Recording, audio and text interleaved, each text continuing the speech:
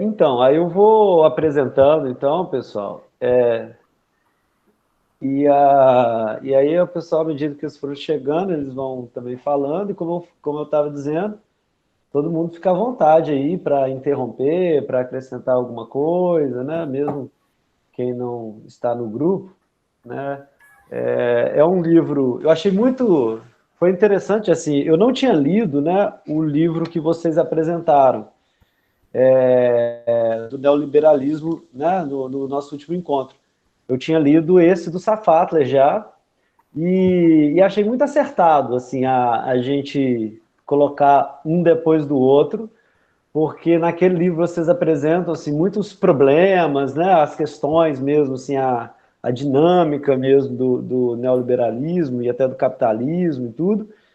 E esse livro é um livro que busca resgatar, assim, como o próprio nome indica, né, a possibilidade de transformação. Então eu achei interessante porque pode dar uma dinâmica boa, né, assim, apresentando o problema e não uma solução exatamente, mas algumas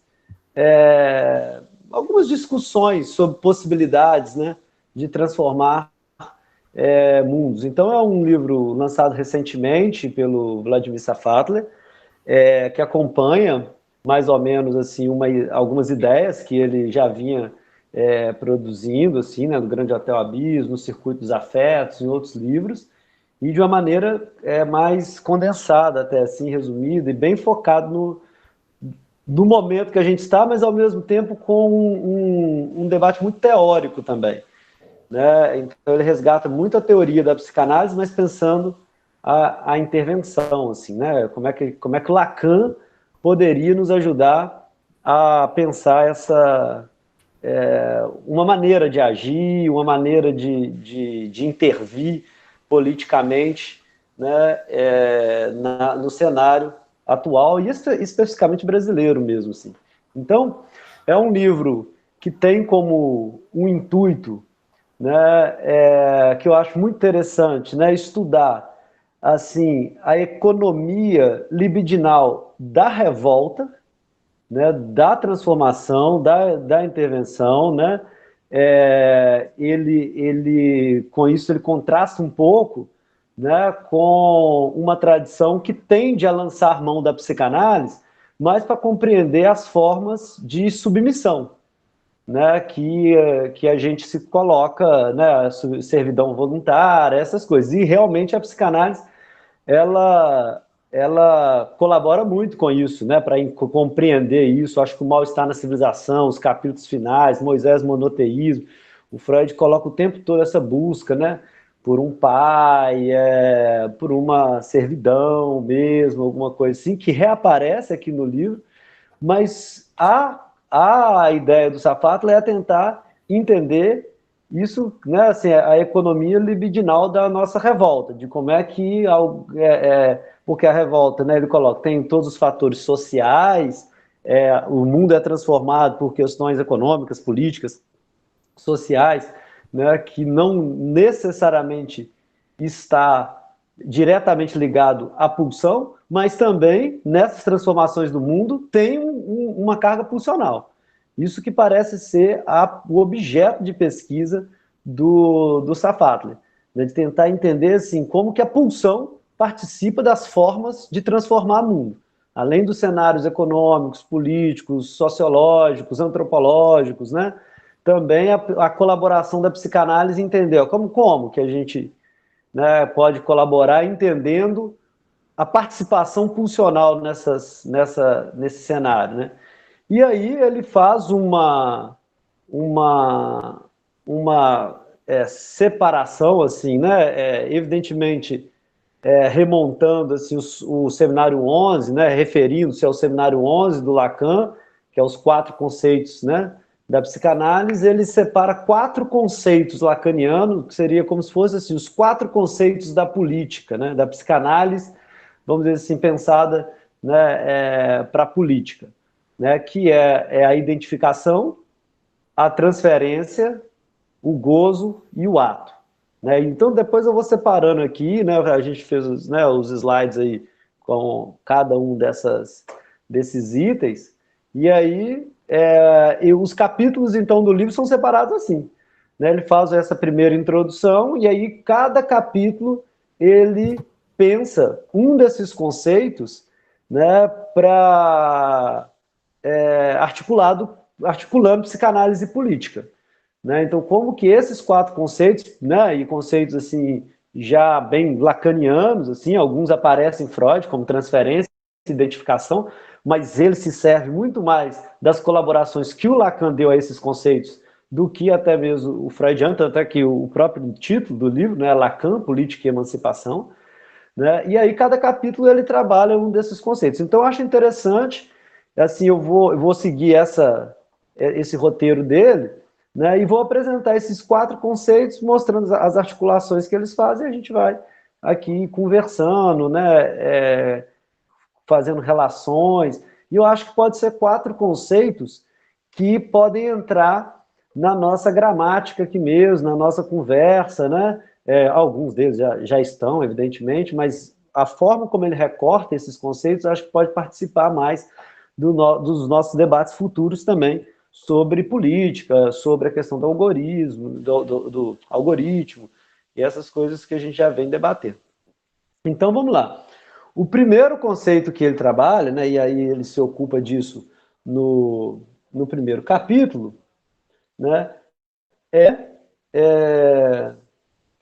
é da identificação, o conceito de identificação. E aí é muito interessante porque ele pensa esse conceito, né, como um conceito fundamental para a gente discutir a formação do eu, a constituição egóica, e, por sua vez, também o problema da emancipação, do que representa a emancipação diante de uma teoria, como a psicanálise, que busca descentralizar o eu. Então essa é uma primeira tese, assim, né, que ele coloca, olha, nosso eu é formado por identificações, a psicanálise trabalha com a ideia, né, de descentralizar o eu, ou seja, de não pensar o eu como central, só que politicamente a nossa concepção de emancipação, ela centraliza muito o eu. Então, de alguma maneira, é como se a nossa política, a nossa ideia mais assim, senso comum de emancipação, ela está mais vinculada, talvez, à escola inglesa, americana, né? De psicologia do eu, por exemplo, da Anna Freud, do Hartmann, né? Que é a crítica que o Lacan faz no seminário 1, seminário 2, que centraliza o eu, né? Tenta fortalecer o eu, e a gente pensa em emancipação mais ou menos assim, em termos do senso comum. Eu sou um sujeito emancipado se eu controlo a minha vida, se eu me oriento ali, né, apenas por uma boa gestão que eu faço de mim mesmo. E aí eu acho que é muito interessante isso que ele coloca, porque isso vai nos iluminar muito no discurso até da meritocracia, né, porque a gente vê muito isso, só depende de você, né? Então é o seu eu bem gerido, e aí vem alguém para gerir esse eu, normalmente, né, um coach ou mesmo psicólogos, etc. Olha, vou te ajudar, e aí você vai se tornar mais emancipado, porque você não precisa, né, do outro, né? Você não precisa de uma empresa, né? Porque você não vai ser funcionário da empresa, você vai ser PJ, né? Você não precisa do outro mesmo, né? Aí você pode se ajudar sozinho, né? O conceito super estranho de autoajuda, né?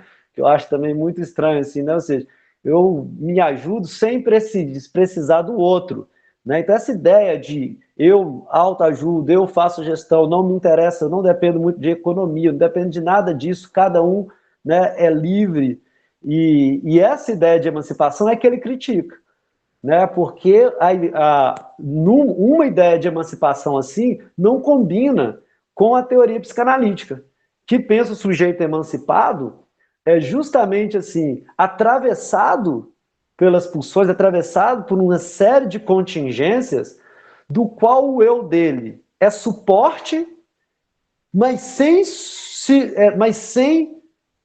submeter, sem ser sem estar subjugado. Esse que é o desafio que ele coloca da psicanálise. Como que a gente pode pensar uma emancipação em que o eu não tem essa autonomia, esse controle sobre as minhas pulsões, sobre o mundo, sobre o meu destino, mas, ao mesmo tempo, que eu não caia nessa servidão voluntária.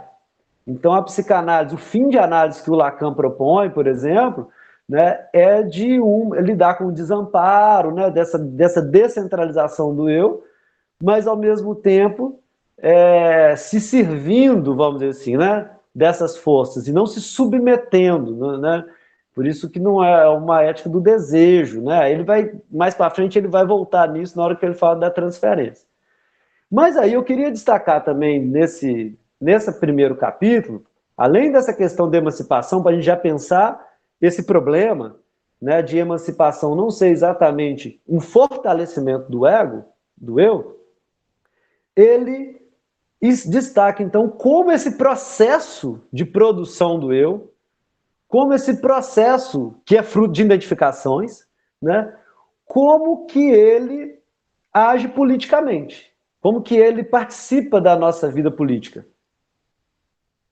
E ele chama a atenção exatamente para que essa busca por um eu forte, por uma identificação e até por uma personalidade autoritária, ela vem exatamente nos momentos de crise do eu. E aí isso também é uma percepção dele que me parece meio contraintuitiva, né? Porque ele destaca isso, é como se a gente esperasse que nos momentos em que o pai é forte, ele comenta assim, né? Evidentemente fazendo referência que é o pai primeiro, a todo o conceito de pai na psicanálise, né? Que quando o pai, a figura do pai é forte, a gente teria um fascista, por exemplo. A gente teria uma personalidade autoritária. Ele vai para o contrário.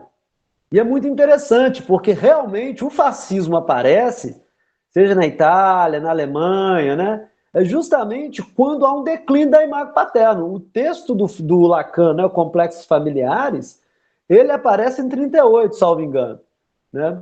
Ou seja, justamente o Lacan dizendo o pai, né, está declinando, o pai está humilhado, o pai está fraco, e é justamente quando aparece o fascismo. Então isso eu acho muito interessante, ele coloca assim, ó, esse apego a essa personalidade dura do ego, né, que é projetada na figura de um fascista, de um líder fascista, de um líder autoritário, ela é fruto muito mais da fraqueza do ego e do momento político, da crise, do que do fortalecimento do pai. Então, justamente quando o pai fraqueja, que a figura do fascista, de uma personalidade autoritária, aparece. E aí, por isso, ele compara a personalidade autoritária com o pai, mas muito mais, isso que me pareceu também, assim, novidade, assim, a forma que ele coloca, ele compara a figura do fascista muito mais com o ego, nesse livro pelo menos, do que com o pai. Embora a figura do pai esteja ali, mas ele coloca, há um declínio do pai e há um fortalecimento do ego, que é projetado para essa figura. Por isso que os fascistas, e ele coloca isso, né? E a gente poderia pensar também no momento que a gente está vivendo no Brasil, não são grandes pais, né, no sentido assim correto, circunspecto, né, com uma moral elevada ou intelectual elevado. Não, ele coloca assim: o fascista é alguém como eu. Ele coloca assim: é alguém como eu que está no poder. É alguém que pensa a mesma bobagem que eu, é alguém que está ali no churrasco, né? Alguém que. Um cara assim. Como a expressão que vai usar é essa, né? Como eu. Só que ele está no poder. E eu não. Então, a figura do fascista não é só, ele não pensa a figura do fascista só por essa reconstrução do pai que está declinando. Né? Isso também, mas ele pensa a figura do fascista a partir do próprio conceito de eu. E o conceito de eu carregado exatamente dessa perspectiva de alguma coisa que corrige a crise, que administra a crise, que faz uma gestão, por exemplo, do id, das pulsões, né? Então, e aí eu acho que, por exemplo, Moisés monoteísmo, né? Totem tabu, Moisés monoteísmo, mal-estar na cultura, os textos do Freud todo, né? Vão ser muito interessantes para a gente pensar nesse pai, mas ele pensa mais como uma projeção, do eu nesse pai. É um eu forte, né? É alguém como eu que está no poder. E aí ele destaca que a, a construção de ego que o Lacan, os conceitos lacanianos que destacam a construção do ego, são as características de um fascista. Então ele destaca 4 conceitos para a gente pensar o ego e também que a gente poderia pensar a personalidade autoritária. Ele coloca, primeiro, uma agressividade, né? Porque o eu se constrói com oposição. O eu se constrói com uma certa agressividade, com uma certa recusa do outro. Eu não sou o outro. Né? Tem um momento de transição, né? Que o Lacan fala isso, né? Assim, da imagem se misturar no espelho, o menino bate lá na criança, né? O Lacan conta esse caso do menino que bate numa criança e volta chorando. Me bateram, porque ele não sabe muito bem diferenciar o eu e o outro. E aí ele expulsa o eu para fora, ele tem uma agressividade. Nosso eu é construído com uma recusa do outro, né? Uma tentativa de recusar o outro. É evidente que o nosso eu é construído a partir do outro, de um jogo de espelho, mas vamos dizer assim, a conclusão dele é exatamente uma oposição, uma agressividade. Eu não sou o outro. Eu tenho uma alteridade para quem eu posso, vamos dizer assim, brigar. Para eu dizer assim, ó, eu não sou igual esse aí. Que também me lembra o narcisismo das pequenas diferenças. Né? Eu não sou, por causa de uma pequena diferença, você agride o outro e diz, eu não sou igual a ele, não. Né? Não me confunda. Eu lembro de lá no Pitágoras, uma intervenção que a gente fez em uma instituição, esqueci exatamente aonde que foi, né? Que aí tinha, o pessoal tá falando de drogas, né? E aí uma pessoa isso é muito comum, isso aparece direto, assim, né? Com um grave problema, não sei se foi no Videiras, então, grave problema de alcoolismo, que era, assim, uma grande preocupação da própria instituição e tudo. Diz o outro, né? Ó, eu não uso droga, não. Eu não sou igual a ele, não. Não me confunda com esses que fazem uso de crack ou de maconha, não sei o que e tal, tal. Então, a construção do eu, ela é feita a partir de uma certa oposição, de uma agressividade. Eu não sou o outro. Isso é importante, inclusive, para a construção do eu. Isso está previsto, vamos dizer assim. Né? É claro que esse fortalecimento do eu fortalece isso também. E a psicanálise não é uma prática de fortalecimento do eu. Como o Lacan coloca lá no seminário 2, é uma prática de descentralização do ego, né, do eu.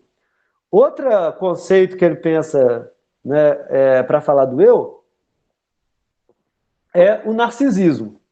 Ou seja, então eu volto uma agressão para o outro e uma libido que se dirige para mim. Uma libido narcísica. Então eu não sou igual ao outro. E mais do que isso, eu não sou igual ao outro e eu sou bacana. Né? É a minha moral que vale. Eu sou assim. Então o resto, a diversidade que se dane. Né? Não tem a ver com isso.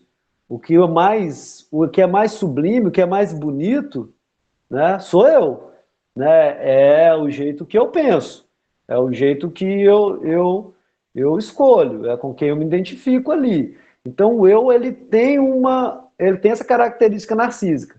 E aí, evidentemente, quase nem precisa comentar muito o fascista, né? E essas características no fascista. O fascista é agressivo, evidentemente, né? E ele é narcísico, né? E ele está acima de qualquer suspeita, né? Ele não pode fazer o que for, porque qualquer bobagem que ele fizer, vai, não, mas sou eu que estou fazendo, né? Eu posso tudo, né? E os seus seguidores também são assim, né?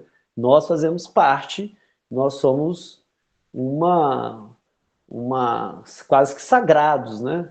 Assim, porque nós somos cidadãos de bem, por exemplo, né? O resto é o resto. Nós somos cidadãos de bem. Qual que é o conceito de cidadão de bem? Não interessa. O conceito de cidadão de bem é ser narcísico igual a nós. Né? Não é. Se o cara é gay, eu já não posso dizer se ele é cidadão de bem. Aí depois, aí tenta tirar fora. Fala, não, esse não faz parte desse grupo, não. Esse faz parte do outro grupo. Né? Mas por que fez parte? Por causa da qualidade moral, ética dessas pessoas? Não, porque era parecido.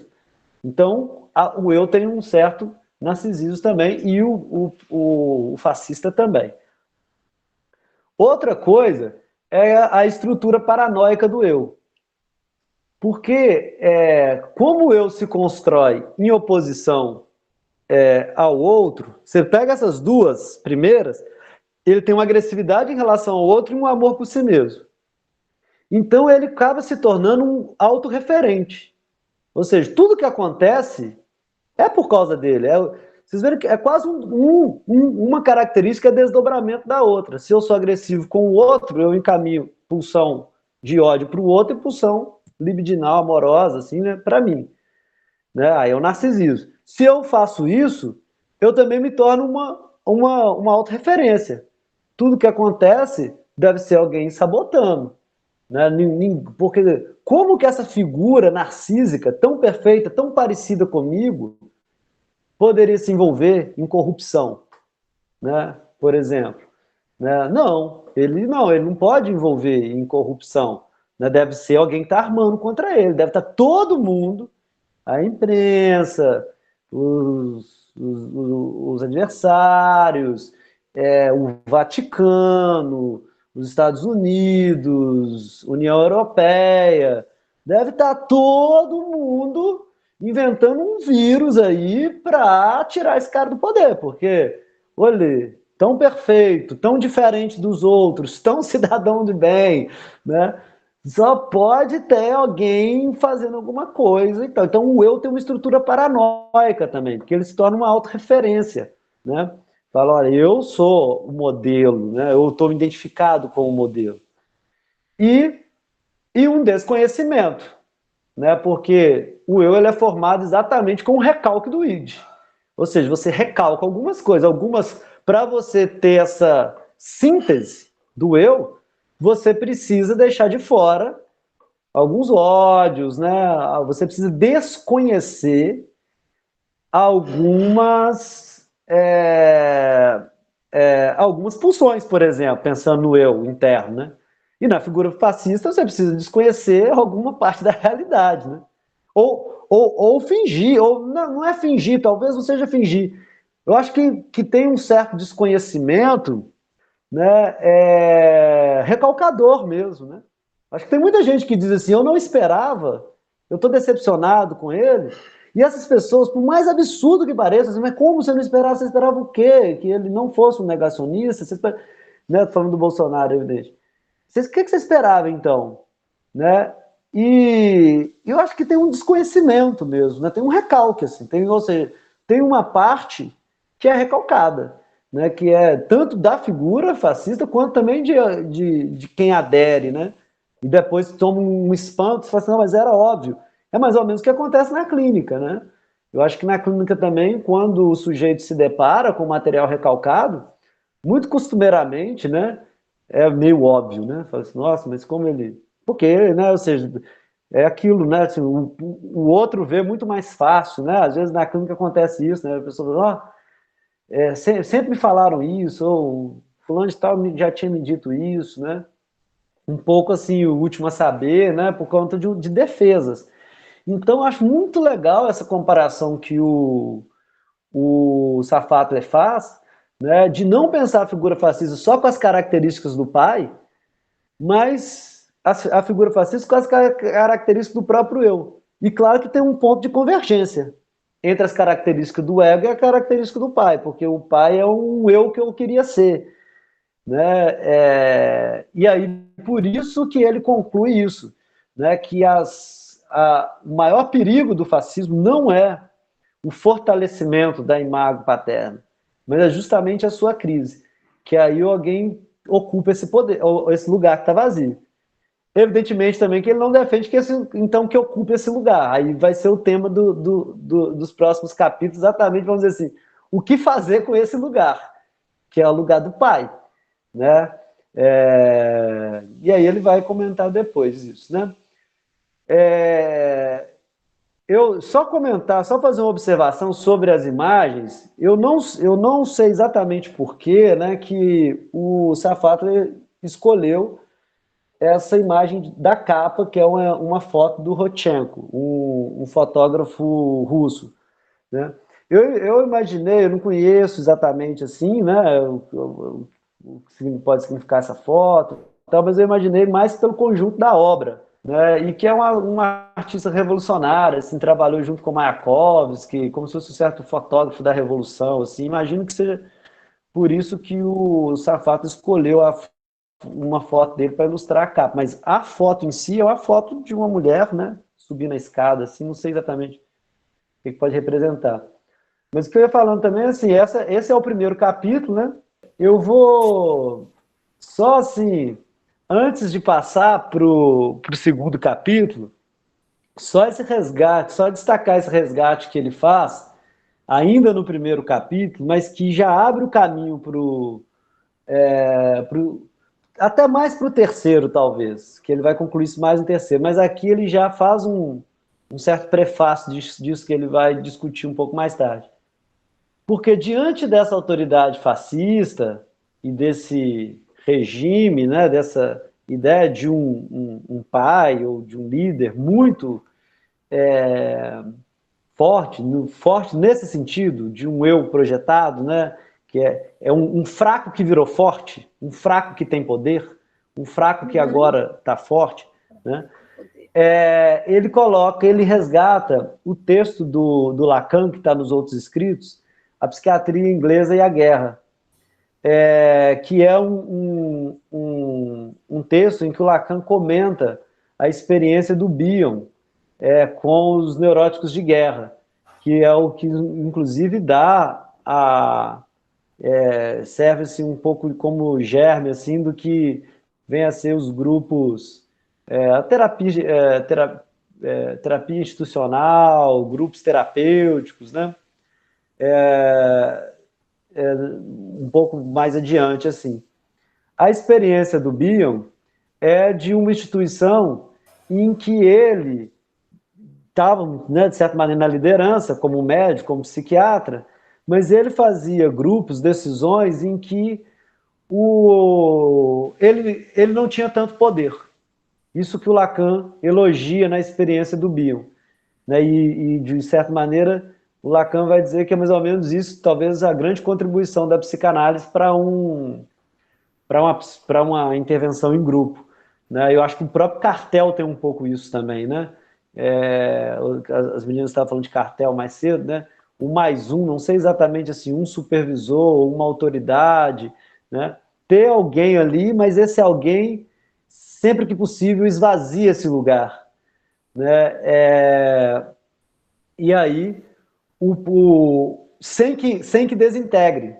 Essa que é a dificuldade, porque lá no Psicologia das Massas, o Freud vai dar aquele exemplo, né, clássico, assim, o general perdeu a cabeça, o grupo entra em pânico, né? Na hora que o general morre, o grupo se desfaz. A questão é como é que esse general está o tempo todo morrendo, o tempo todo sem poder, e o grupo mantém coeso. Aí o Zapata, ele vai lá no livro do Bion, né? Eu não tenho essa leitura, não. E vai destacando várias passagens assim de intervenções. Então, sumiu uma tesoura, né? A gente não vai dar nenhuma punição, mas vocês vão ter que a consequência vai ser ficar sem a tesoura. Como é que eles vão então como é que a gente vai fazer agora para isso não acontecer de novo? Né? Então, um lugar que o Bion ocupa, principalmente naquela época, né, devia ser muito revolucionário fazer isso numa instituição psiquiátrica, né, como que ele consegue esvaziar o livro, o texto do Lacan. O Lacan, acho que o discurso dele é em 45, o texto é publicado em 47. Então, vocês imaginam, essa experiência do Bion é antes ainda. Então, é uma experiência bastante revolucionária de esvaziamento do poder dentro de uma instituição, né? Aí coloquei só uma citação, assim, para gente, depois a gente pode ter um tempo de debater melhor, né? Mas o Safato escreve assim: se Lacan fala de uma legitimidade perfeita, né, nesse grupo, é porque o grupo se confronta com sua própria possibilidade de desaparição, com sua falta de fundamento natural, sem, no entanto, ser levado ao pânico produzido pelo sentimento de perda do que garantia sua sedimentação enquanto grupo. Agora, por que que isso é possível? Isso é possível porque, para além do esvaziamento imaginário do lugar do poder, há uma sustentação simbólica que permanece. Eu achei muito interessante isso, porque também, assim, eu acho que a questão do fascismo, né, dos governos autoritários, eles passam também por um enfraquecimento anterior de algo simbólico, até das instituições também, né? Então, para esse esvaziamento, ou seja, para quem está no poder, né, para o chefe não ter muito poder, porque essa é a ideia do Safatli, não está exatamente nesse texto, mas em outros lugares ele escreve isso, inclusive naquela entrevista com o Antônio Teixeira, ele também fala disso, né? Fala assim, o chefe perfeito é o chefe que não tem poder. Ele cita como referência algumas tribos indígenas, em que o líder, o pajé, não sei exatamente se é a função, ele está lá, ele recebe presente, troca presente, tem um certo culto, mas ele não decide. Né? Então é tudo muito pela argumentação, pelo debate do grupo.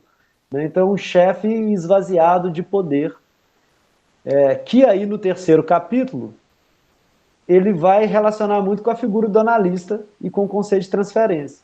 Né? Do analista também está num lugar, vamos dizer assim, meio suposto saber, né? Às vezes idealizado, ali, talvez até num suposto poder também, mas que esse poder é esvaziado. E mesmo a experiência, eu acho mais banal da nossa democracia, assim, ela já conta um pouco com isso, de tirar poder, por exemplo, do presidente, de ter voto, de ter o legislativo. Isso pode não acontecer muito assim, de uma maneira como o Mustafa está propondo. Mas esse horizonte, ele está também na democracia, de não dar poder. Tanto é que a própria questão, né, acho que é Montesquieu, né, que divide três poderes, já é uma coisa assim, nenhum poder é absoluto, né? Ou seja, quem vai ocupar o poder não tem tanto poder assim. O que o Safato parece convidar é assim, vamos tirar mais o poder dessa pessoa, né? E todo fascista quer exatamente combater os outros poderes que tiram para fechar o Congresso. Por exemplo, porque ter o Congresso é uma forma de ter um chefe de Estado com menos poder. Não estou dizendo que é igual o Safado está colocando aqui, não, mas tem isso no horizonte. Diz, ó, calma, cuidado com o poder que vocês dão a quem está no poder. Já tem um alerta sobre isso, mesmo na experiência política, mesmo mais cotidiana. Agora, como levar isso a consequências maiores, eu acho que foi muito feliz a lembrança da Ju. Eu acho que a Gabinetona, essas candidaturas coletivas, eu acho que representam isso. E, por exemplo, eu acho que o fortalecimento dos partidos políticos, eu acho que caminha nessa direção, porque quando você tem um personalismo muito grande, você pega o Bolsonaro, por exemplo, é um cara que está sem partido. Então o partido vira ele. É um poder muito grande. Quando você está mais identificado com o partido do que com uma figura exatamente ali, eu acho que isso cria possibilidades maiores de esvaziamento do poder. Né? Que no horizonte do discurso Safatler está isso, o esvaziamento do poder. É um pouco assim, pensar o impossível. Né? Ele até, em outro texto, em outros debates dele, até recupera muito aquela frase que picharam lá em 68, né? O Safato gosta muito dela, que sejamos realistas, demandemos, lá em Paris, né? Sejamos realistas, demandemos o impossível. Né? Porque ele coloca assim, todas as grandes mudanças eram coisas que eram impossíveis. Eram coisas que eram assim, mesmo a passar para a democracia, todas as coisas eram coisas inconcebíveis. E muitas vezes, inclusive, não imaginadas. Inclusive, ele termina o livro quase pedindo uma cautela, assim, para a gente não teorizar muito como que a gente quer que seja depois, né? Exatamente e tal. Ele dá umas coordenadas para tentar mudar, mas também um pouco assim, eu acho que você tem razão, às vezes nos assusta um pouco pensar como é que é isso na política, né? Que sistema político é esse? Que presidente seria esse? E ele coloca assim, olha, a questão que parece ele querer despertar é essa pulsão da revolta, isso que ele chama de economia libidinal da revolta, né, para transformação. Mas ele não está dizendo assim, como que vai ser, como é que ele não entra, por exemplo, num sistema político, se é parlamentarismo, presidencialismo e tal, ele não é essa a discussão dele. Sabe? A discussão parece que é assim, o que mobiliza uma revolução, uma mudança de fato, né? E aí ele vai nessas bases funcionais, entendeu? Então o primeiro conceito que ele destaca no primeiro capítulo, né, é a identificação. Aí no segundo capítulo, ele pensa o conceito do gozo como um conceito também extremamente político, né? Inclusive, ele argumenta, defende, assim, que é um conceito que o Lacan vai buscar muito mais em Bataille do que em Freud.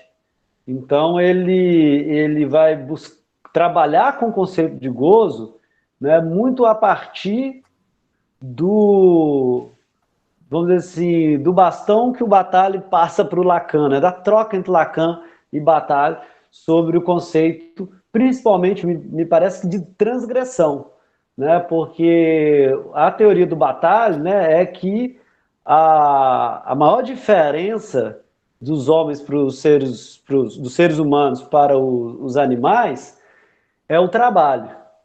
Né? Ele coloca isso como o ser humano se organiza em trabalho, né? Quase como a psicanálise coloca a linguagem, né? O trabalho é bem central no texto do Bataille, né? Pelo menos eu estou tendo como referência o erotismo, que é um dos textos que o Safar trabalha aí também, mas possivelmente ele trabalha com muitos outros. E o trabalho ele implica uma certa contenção, né, da energia pulsional ali, o Bataille não usa exatamente esse termo, que vai gerar os interditos, que é o conceito do Bataille de interditos, ou seja, em várias coisas vão ser interditadas. Não pode isso, não pode aquilo, né? Justamente para manter a energia, vou colocar, misturar um pouco, né, psicanálise com Bataille, a pulsão a serviço do trabalho. E é justamente a partir do interdito que você abre a possibilidade de transgressão. Então, e sempre vai haver transgressão. Muito aquela ideia também que o Lacan trabalha no Seminário 7, que a lei, ela foi feita para ser, vamos dizer assim, descumprida, transgredida. Né? A tese do Bataille é muito nesse caminho. Que os interditos, o que ele chama de interdito, eles, com o interdito você causa a transgressão. E é como se tivesse um trabalho constante do homem, do ser humano, para recolocar essa transgressão dentro de um certo interdito. Então, por exemplo, um exemplo que o Bataille usa, que eu acho que é interessante, é o interdito não matarás. Então ele diz assim, não matarás, não pode matar. Isso vai ser transgredido. Ele fala, você vai ser transgredido. Então o próximo passo é, vamos dizer assim, amarrar essa transgressão, né? Por exemplo, ele coloca a guerra. Ele fala, não matarás, mas o mesmo povo que diz não matarás, faz a guerra.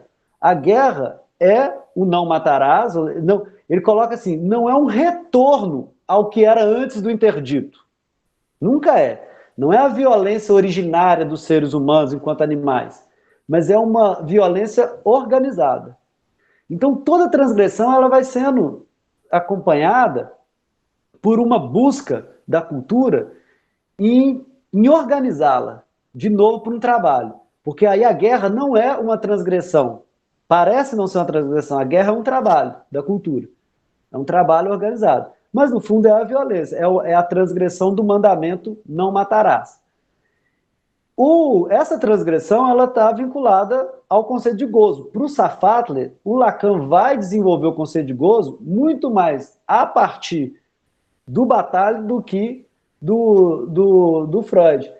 Então, o conceito de gozo também estaria nesse lugar, de uma transgressão, vamos dizer assim, por exemplo, do princípio do prazer. Né? Você transgride, você passa. Só que há um esforço depois para justamente organizar, conter.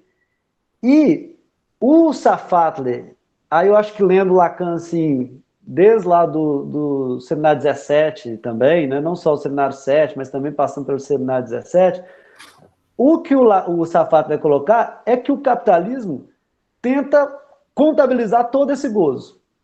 Ou seja, toda transgressão, tudo. Isso me lembra muito também os argumentos do Zizek. Né? O Zizek fala assim, o capitalismo tenta aproveitar tudo. Se você fizer uma passeata contra o capitalismo, ele vai vender camisa para você. Ele vai estar lá vendendo camisa, vai estar de alguma maneira. Né? Isso me lembra muito também, por exemplo, as livrarias. O pessoal debate muito isso, né?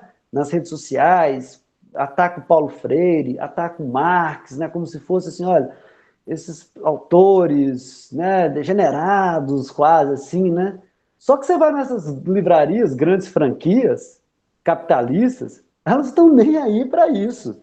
Se for centenário do Marx, o Marx vai estar lá o cara pode estar falando mal para caramba de Marx, de Paulo Freire, mas se vender, ele vai vender, ele vai aproveitar. Se LGBT, se movimento, aí eu acho que o que a Patrícia fala, né? Me lembra isso também.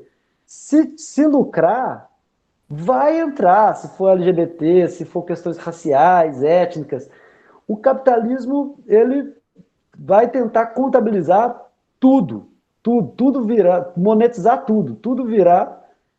A Camila falou do Pink Money, exatamente, né? Entre, assim, na internet, pelo menos, não sei se entra como um conceito mesmo, mas eu vejo muito essa expressão, né? Pink Money, né? Ou seja, o dinheiro que os LGBTs e QI+, movimentam, né?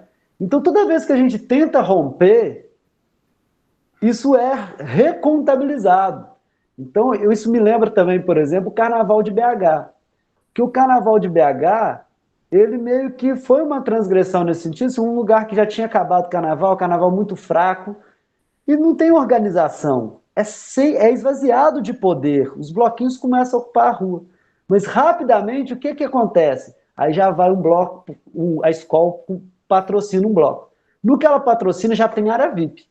Então o capitalismo vai atrás de transformar toda essa transgressão em parte do, do seu roteiro. Vamos dizer assim, incluir tudo. E aí, a partir daí, fazer isso que o Batalha chama de violência organizada, dando exemplo da guerra, né? Ou seja, não matarás, mas na guerra, agora, com as normas que a gente estabeleceu, pode matar. Né? Ou seja, não vai ter tal coisa, mas agora não vai ter carnaval, né? Mas agora com essas normas aqui, aí a gente coloca área VIP, tem que pagar para entrar, tem que fazer isso, fazer aquilo, né? E o Safatli, ele vê muito isso, assim, a leitura que ele faz do Lacan, né, a respeito do capitalismo é muito nesse sentido, que é o que ele vai chamar aqui da espoliação do gozo, né? Expoliação do gozo. O capitalismo expolia o gozo, né? Ele pega o gozo para ele e aí torna útil.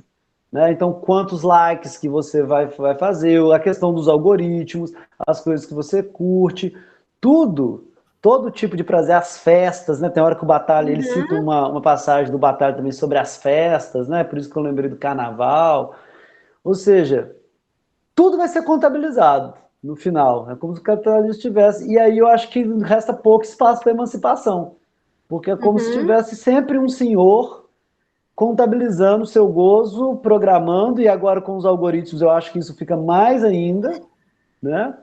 E eu acho que vai assim, você vai se servindo cada vez mais, né? Sendo como, uma vez a gente fez esse debate aqui, né? Quando você não está pagando a mercadoria é você, né?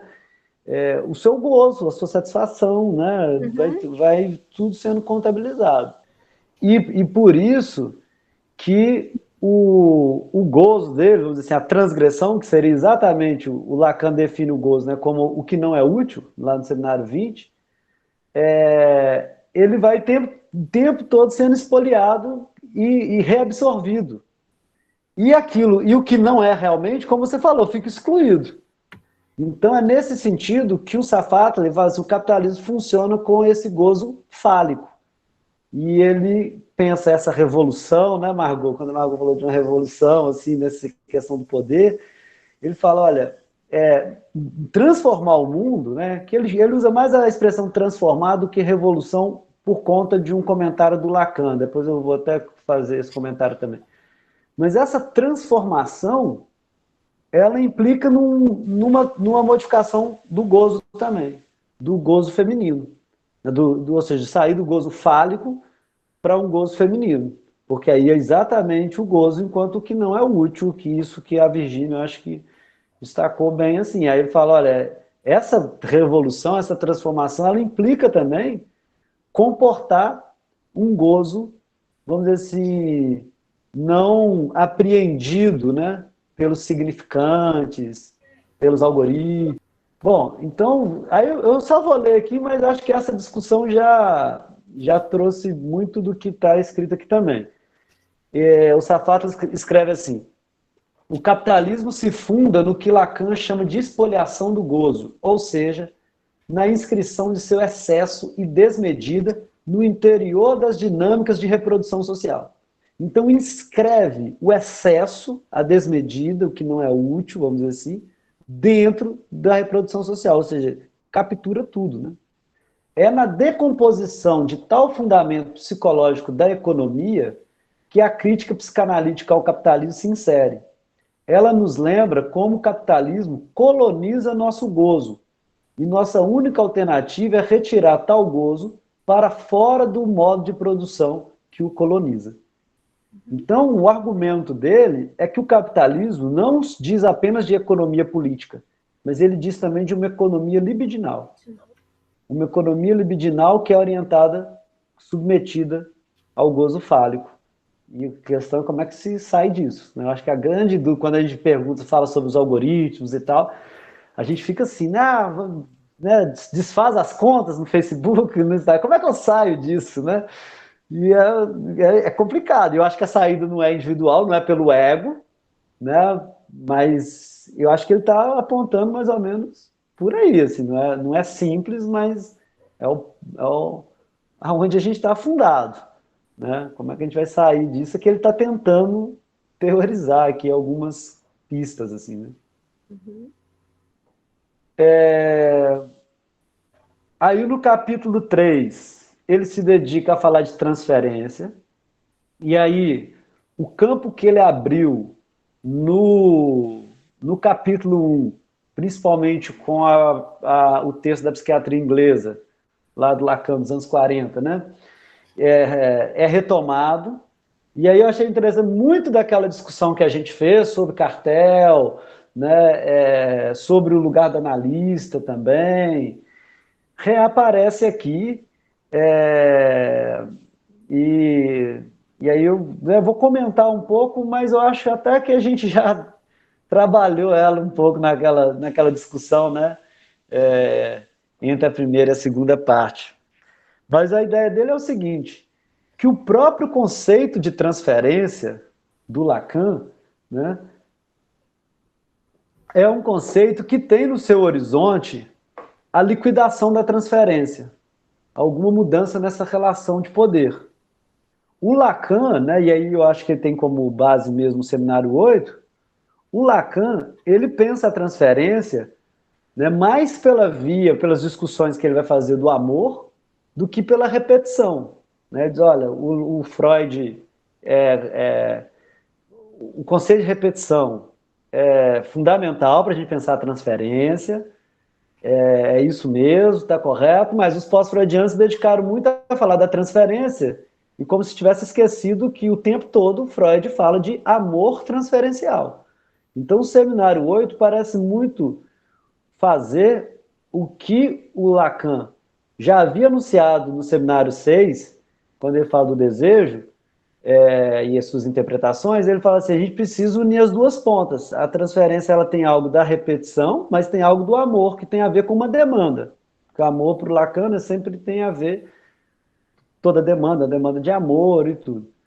Então, o Lacan vai no Seminário 8 fazendo essa discussão da transferência, vamos dizer assim, privilegiando menos a repetição e mais o amor e a demanda, para ir chegar no final exatamente caminhar para o conceito que vai aparecer mais fortemente, né, no Seminário 9, que é do sujeito suposto saber. Então a transferência para o Lacan, não é que o Lacan não vê a transferência como repetição, mas ele acrescenta, né, ou pelo menos assim, resgata, talvez, porque isso está no horizonte do Freud também, essa suposição de saber que tem na transferência. Né? O Lacan vai comentar assim, exatamente essa é a diferença do Freud para outros médicos ali. Né? Inclusive para ele abandonar a hipnose, porque a figura do médico era sempre colocada como uma figura de poder, de saber, de autoridade, do mestre. E o Freud vai dispensar esse lugar. Né? E aí, nesse sentido, que o Safatli fala de uma liquidação da transferência. Ou seja, o analista, ele suporta ser colocado nesse lugar de poder. O Antônio Teixeira até fala assim, de uma impostura, né? Assim, um semblant, assim. Ele suporta ocupar esse lugar, mas como o Bion faz lá na psiquiatria inglês, né? Sempre que possível ele esvazia esse lugar. Ele se esquiva, né? Desse lugar né, de sujeito suposto saber. Né? E é isso que o Safatli chama de liquidação da transferência. Então, a transferência, o conceito lacaniano, ela contempla, né, essa suposição de saber, de poder, né, do paciente para com a figura do analista, ou do médico lá com Freud, e de como o analista não encarna esse lugar de saber, né? E não apresenta, vamos dizer assim, novos ideais. Né? Não, ele vai justamente quase que proteger o analisando de novos ideais, de novas identificações. Né? Na entrevista com o Antônio Teixeira fala isso, né? A figura analista, ela protege o analisando de novos ideais, né?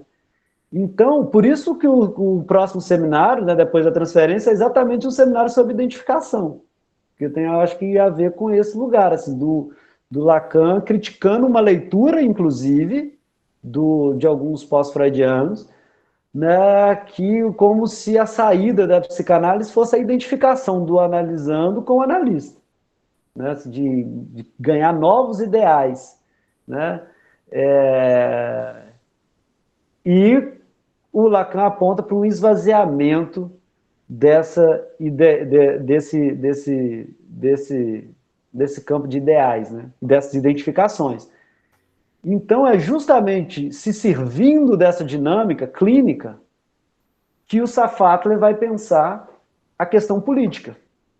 Ou seja, exatamente no ponto que a gente foi já aqui, de esse lugar suposto saber, e aí é nesse sentido que ele cita as tribos, né, diz, ó, o melhor chefe é aquele que não tem poder, e a gente poderia dizer talvez isso do analista também, né, o melhor analista, ou o fim, né, de uma análise, é exatamente o analista não ter poder, não ter um saber, ou ser o resto, né, dessa operação.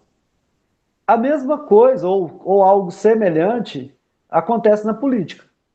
Então, a questão na política é também, né, se a gente lê a política orientado pela psicanálise, a gente está advertido, vamos dizer assim, desse lugar imaginário do poder, que deve ser esvaziado.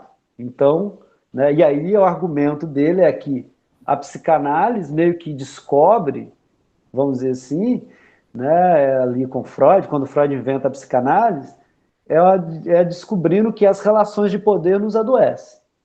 E como que a gente pode pensar relações onde o poder e a identificação não sejam tão centrais. Ele termina criticando o passe, criticando muito, lembrando o tempo todo que o Lacan dissolveu a escola, Né? Então, fala assim, olha, ele vai te lembrando o tempo todo que tem como se o Lacan... e aí isso é claro que é polêmico pra caramba, né, gente? Porque, né, nessa entrevista, eu acho que muita gente do CEP viu, né? Eu conheci o livro através dessa entrevista, era o Safatla e o Antônio Teixeira. O final da entrevista tem um pega para capar ali exatamente em torno disso. O Antônio Teixeira é só elogios, né, ao Safatla, e no finalzinho ali ele vai, aí os dois começam a discutir muito, aí o cara entra lá e termina por causa do tempo. Ficou até um gosto assim, eu queria mais esse debate aí. Mas eu acho que o Safatla tem muito essa crítica, sabe, de nas próprias instituições psicanalíticas reproduzirem essas relações de poder. Aí vou concluir aqui essa parte, né, do terceiro capítulo, mais ou menos por aí, né, no sentido do esvaziamento da transferência, chama de liquidação da transferência, né? E aí ele vai concluindo assim que o que a reflexão lacaniana sobre a transferência nos mostra é que só podemos destituir o poder quando destituímos não seus ocupantes, mas a forma da agência que ele pressupõe, a gramática do seu exercício. Mundos não são transformados ocupando os lugares dos antigos senhores, mas destruindo os próprios lugares, decompondo a gramática que lhes sustenta. Matar senhores nunca foi a ação mais difícil. Mais difícil sempre foi se recusar a ocupar seus lugares, recusar a agir como até agora se agiu. Eu acho que isso até para a clínica, não só politicamente, né? Ele retira da clínica e leva para a política. Eu acho que isso é muito interessante, né? Recusar ocupar esse lugar, eu acho que é o grande desafio, vamos dizer assim, né? Que a psicanálise nos lança desde lá do Freud, né? Desde quando o Freud vai abandonando a próprio, né, lugar mesmo tradicional da medicina, depois a hipnose, né? Pensando em ocupar outros lugares, desocupar esse lugar de poder, né? E aí, ele entra no quarto capítulo, né? Eu até coloquei essa imagem do que né, excetuando aí uma exceção nessa lista, né? Estava colocando só as figuras do Rodchenko, mas é porque isso aparece no debate do Lacan, as leis do que o Kepler coloca, né? Para translação, rotação, para a revolução dos astros, que ele recupera, né? Porque o quarto capítulo ele se dedica a falar sobre o ato, né? Então, um outro conceito, então, além de identificação, gozo e transferência, ele coloca como quarto conceito importante o ato, né? E aí aqui, Margot, que ele lembra uma fala do Lacan que tem a ver com a revolução, porque o Lacan, com aquela ironia dele, né, ele fala assim, o que é uma revolução, né? Olha para os corpos celestes, né? Porque a revolução na teoria dos astros, né, é a revolução de um astro, ele volta no mesmo lugar. Então o Lacan meio que provoca assim, a revolução significa voltar para o mesmo lugar, né, muitas vezes, né? É como se ele estivesse separando isso. O que é uma revolução que modifica, de fato, a estrutura, a gramática ali, e o que é uma revolução que as coisas parecem mudar, mas voltam para o mesmo lugar. E aí, ele recupera o debate do Lacan em relação ao Copérnico e Kepler. Porque o Lacan, ele não acha a revolução copérnica tão revolucionária assim. A provocação do Lacan é: que revolução que há colocar o Sol no centro de um sistema solar? Ele fala assim, olha, o que o Copérnico faz é mudar o centro, tira a Terra e coloca o Sol. Essa é a revolução copérnica.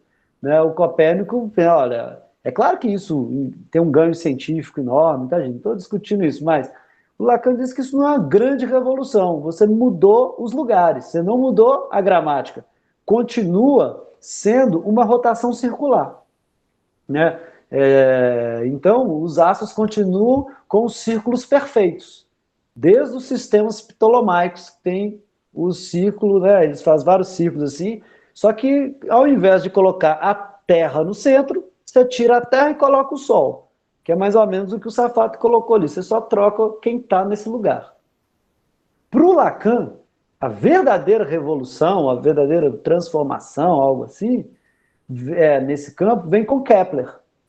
Porque o Kepler, ele propõe que os movimentos dos astros, a revolução das órbitas celestes, não é circular, mas ela é uma elipse.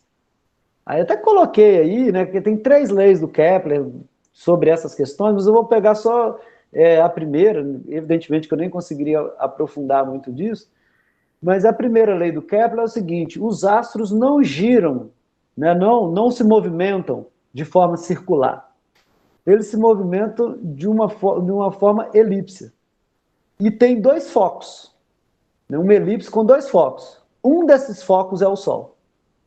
Então, aí o F1 é o Sol, né, o F1, mas tem um foco que é vazio. Isso interessa muito o Lacan, né, porque tem um dos focos que ele é vazio. Ou seja, não tem centro. Vocês percebem que esse movimento... A gente pode pensar algo do centro ali, mas o centro para Kepler não importa. Nesse sentido que ele descentraliza. E divide em 2, né, ao dizer que é uma elipse. Aí tem a segunda lei, que é sobre a área que cada um varre, que aí vai chegar na terceira lei, que é os corpos celestes mais próximos do Sol, eles fazem um movimento mais rápido. Eles movimentam mais rápido. Mas isso não acho que importa tanto para o Lacan. O que mais importa para o Lacan é sair do circular, que é o movimento perfeito, que o Lacan vai recorrer ao Platão, e o Platão diz assim, que o círculo é o movimento perfeito, porque todas as partes são iguais, tem a mesma distância do centro. Então, essa ideia grega, idealizada, de que tem um movimento perfeito, de perfeição, de círculo perfeito, o Kepler rompe. E por isso que o Lacan acha o Kepler muito mais revolucionário do que o Copérnico, porque o Kepler introduz uma dimensão da elipse, né?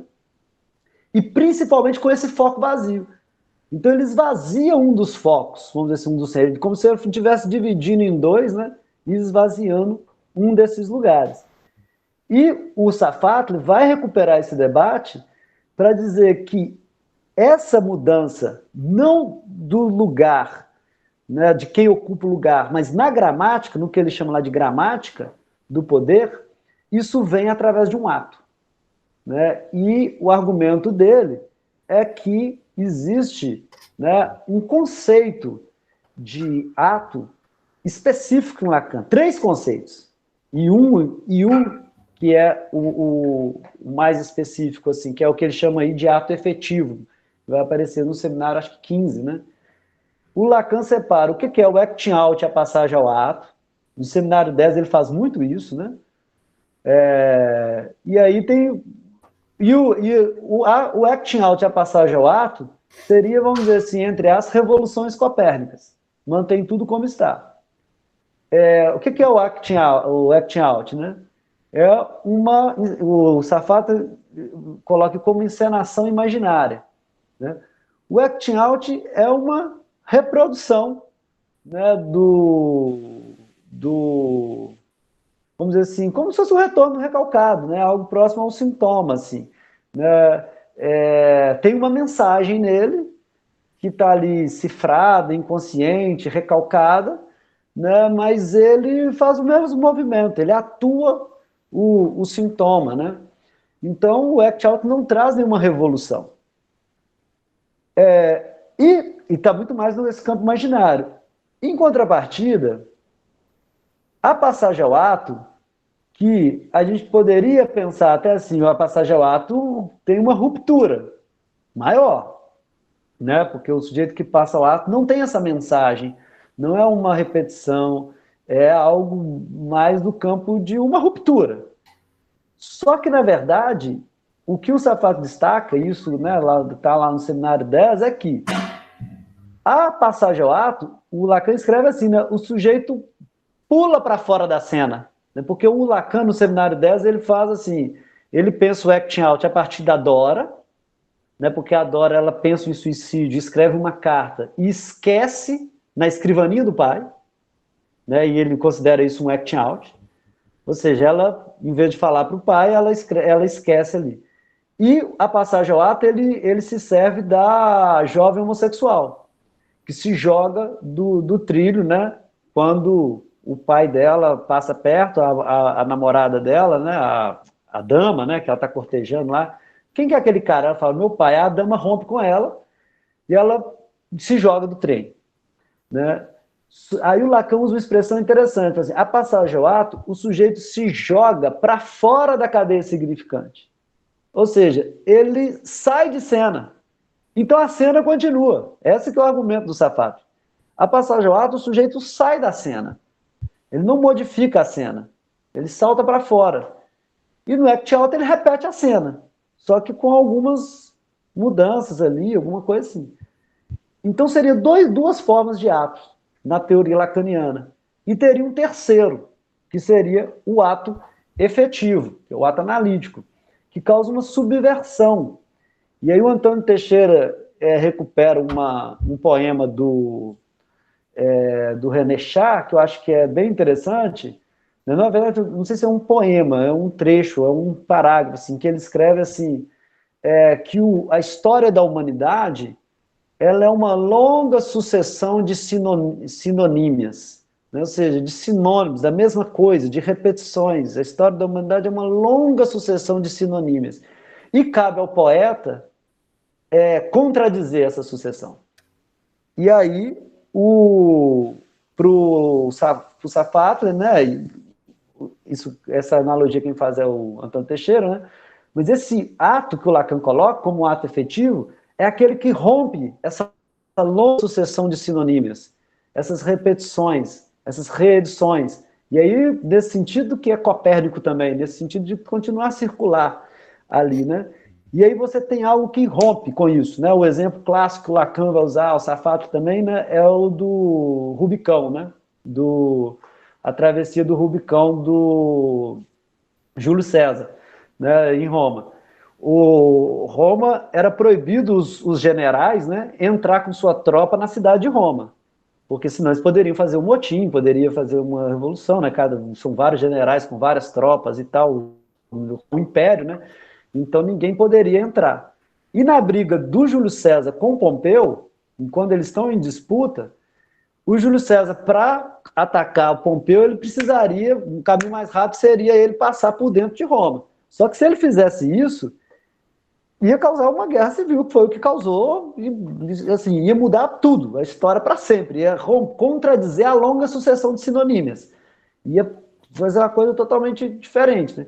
E aí tem o Rubicão, que é um rio, que parece que é um rio até pequeno, assim, não tão importante, mas acabou ficando importante, que o Júlio César chega perto desse rio e tem que decidir. Se eu atravessar esse rio e passar por Roma, eu alcanço Pompeu. Se não, e vou revolucionar a história, eu vou virar inimigo de próprio Roma e ao mesmo tempo eu tenho um poder muito forte. Então eu vou, tipo assim, vou tomar Roma, né? Ou eu recuo e dou a volta e tal, e sei lá, eu não estou lembrando exatamente qual era a outra alternativa. Mas o fato é que ele atravessa o Rubicão. E aí o Safato recupera esse debate também. Diz, ó, o ato é uma travessia do Rubicão, é um momento. Aí tem aquela frase famosa, a sorte foi lançada, né? Em latim lá, Jacques, sei lá o quê. Né? A sorte foi lançada. Lembro que nas aulas do Antônio Teixeira, ele dava um exemplo também bastante interessante, que é de jogar a mochila, né? Do cara, ele fala assim: o cara tá lá, tem um rio passando, ele vai atravessar para o outro lado. Ele tá com a mochila, ele vai ter que entrar, ele não sabe se ele atravessa ou não. Tem um momento que ele joga a mochila.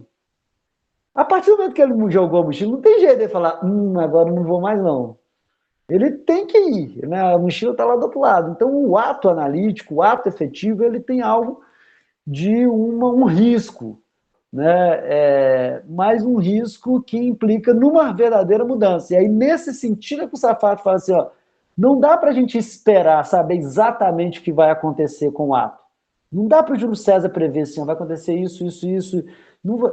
É uma ruptura dessa longa sucessão de sinonímos, né? Como se fosse na cadeia significante, fosse algo que rompesse, né? E isso politicamente, aí, indo para o campo político, né? Politicamente, é evidente que isso tem uma força muito grande. Você está falando, também a nossa libido, vamos dizer assim, nossa economia libidinal da revolta, ela inclui um ato, né? Ela inclui ou vários atos, né? Que contradizem a longa sucessão de sinonímias, né? Que rompem as estruturas, assim, que tem algo de novo que surge. Por isso, ele diz, olha, não se teoriza o que vai ser depois da Revolução. É assim, olha, a gente vai fazer uma revolução para fazer assim, assim, assim, assim, assado, exatamente, né? Porque senão acontece a Revolução Copérnica, essa revolução que volta as coisas para o mesmo lugar. A gente toma o poder e vai fazer a mesma coisa. Então tem uma coisa assim. Eu percebo isso, por exemplo, não sei se é um bom exemplo, não, mas eu fiquei pensando na coisa de tirar o Bolsonaro, né? Muita gente fala assim, mas e aí, é o Mourão que vai assumir? Como é que vai ser? Né? A gente precisa ser muito estratégico. E eu acho que a estratégia, ela faz parte, eu não acho que é ir fazendo as coisas, não é assim também o ato analítico, né?